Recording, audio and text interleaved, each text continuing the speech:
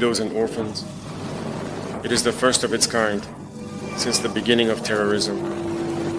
I am very happy to be here this evening to listen to the grievances, if I may say, but also to find quick solutions to the socio-economic conditions of the wives and orphans of our comrades who paid with their lives. But before anything else, I wish for us to take a minute to pray for the souls of our comrades who fell on the field of honor for the homeland.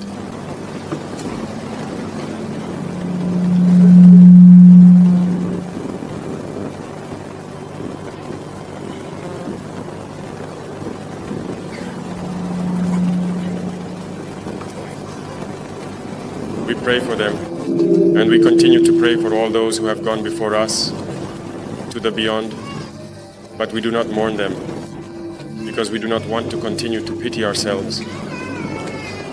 We will avenge them. We will avenge them forever. All those who have taken up arms against our homeland will perish. Burkina Faso will be the grave of terrorism. I promise you this.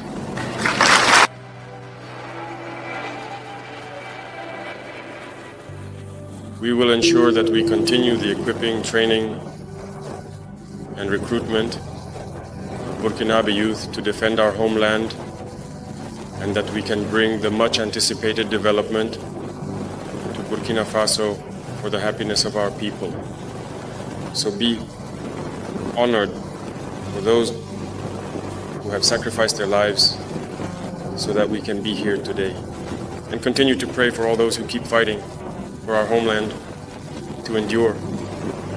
This is a war that has been imposed on us. We have no choice but to fight, and that is what we are doing. Today, more than ever, we have the initiative on the ground and are avenging day by day all those who, since 2015, have lost their lives in this battle. We cannot imagine the pain of each and every one, but we know that you are the heroes. During our absences, only God knows how you suffer. Whether we return or not, the women continue to suffer at home. The children suffer greatly from our absence. It's painful, but be sure of one thing: it's for the homeland. And all we can do is think about how to take care of you so that this pain can be alleviated. I believe that is the very essence of this conference that has brought you together, so that we can find solutions that come from you. It must be said, it has been 10 years now that we have been fighting, because the first terrorist acts appeared in Burkina Faso since 2015. But in 2023, I therefore requested that we have a clear database, first on the injured, to ensure their care after visiting them at the hospital, at the camp Sangoulé Hospital. We realized that we do not have a comprehensive record of our injured. We also held a conference with them last year, which allowed us to identify many potential solutions. However, it is still necessary to have a clear record. And this allowed us in 2023 to simultaneously reflect on the records. If we do not have the record of our injured, we need to see if we have the record of those who remain after our fallen heroes, that is, the widows and orphans. We also realized that we do not have a reliable database. That's why I think recently we have worked to develop an application from which people can register, and I have been informed that the application is ready and should be launched in the coming hours or days, and all mechanisms will be implemented to assist those who cannot register themselves, to support them so they can register, and we can first have a comprehensive, clear record of all those who have sacrificed everything for the country. It is from there that we can truly support, indeed, the wives that you are, and our children, whom you continue to support. But before all that, we have taken a number of measures to provide as much support as possible. The record will therefore give us the scope of the situation and allow us to take appropriate measures. And it is in this sense that ASUVIC was created. Because if we want to effectively act in favor of our wounded, widows, and orphans, we need to have an agency specifically dedicated to this, because there are many services, and I know that many of you are often bothered by the array, indeed, of associations or services that keep calling you left and right for certain things. We want to standardize all this data. That is why ASOVIC was created. I think you will contribute through key representatives at ASOVIC to handle a certain amount of data. I am already pleased with the first point that was raised, namely finding an umbrella organization that will bring together all the widows in Burkina Faso. That is already a very good start. With the database, I think it will be very easy to do. And from there we can act consistently in your favor. Returning to the points that were raised here, when I consider the case of empowerment of women, as you mentioned, it is necessary to move towards that, so that every woman can have the means to feed her family. That is the very essence of what we want to do. It is imperative. Otherwise, how will we educate the children? How will we take care of the children? So, in this context, you mentioned a number of measures that can be considered, and we will think about the case of those who have attended vocational schools, academic degrees. The Ministry of Public Service is already considering this on the issue of quotas, notably also the training centers that we have already initiated on a small scale, but it is not yet widespread. And I say again, the file will allow us to have a mapping, because there are those who are in the big cities.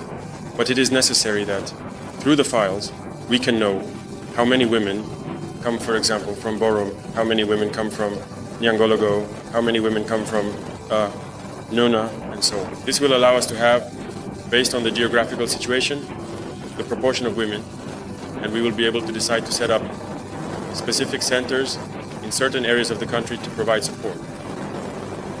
But already, with everything you have said, I can tell you something. We are in a dynamic of being able to integrate you gradually, whether it is those who have diplomas or those who do not. Already, those who benefit from training, whether in agriculture, soap making, catering, and others, we are in the process of restructuring many funds at the government level. So this year, I was able to see the report, for example, of the fund we named Faso Konaguli. They have provided loans amounting to nearly 7 billion.